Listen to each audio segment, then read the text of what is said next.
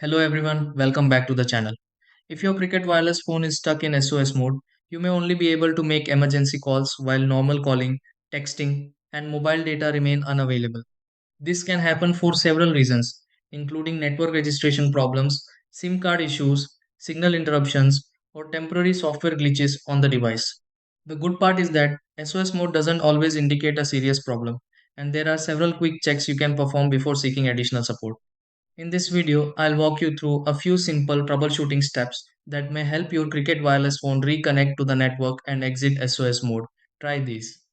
Step 1. Turn off the Cricket wireless phone briefly. Step 2. Check signal availability on the Cricket wireless phone.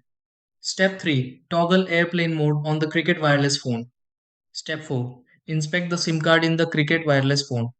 Step 5. Search for network settings on the Cricket wireless phone.